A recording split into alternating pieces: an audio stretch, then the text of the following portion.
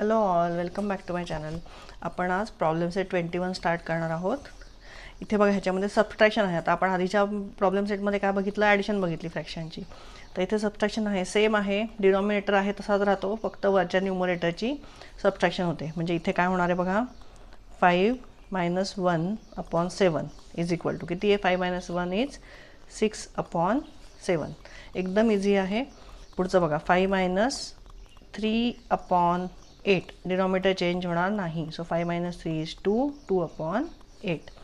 Next आहे 7 - 2/9. So is equal to 7 - 2 is 5/9.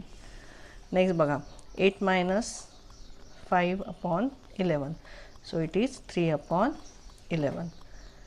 9 - 4/13 is equal to 9 - 4 is 5, 5/13. Next is 7 - 3/10. So is equal to 7 - 3 is 4, 4/10.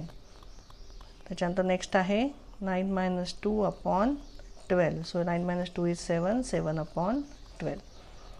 And next बघा, 10 - 3/15. So is equal to 7/15.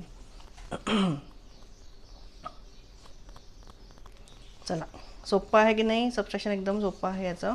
आता पुढचा आपण एकच word problem आहे या problem set 21मध्ये, तो बघूयात. 7/10 of a wall is to be painted. Ramu has painted 4/10 of it. How much more need to be painted.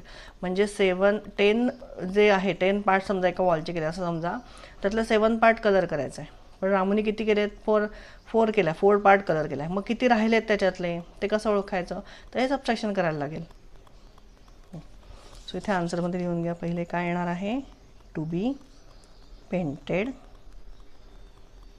Minus काय करायला लागेल, पेंट केलेला आहे वॉल तो, so painted. So is equal to काय येणार आहे, 7/10 - 4/10.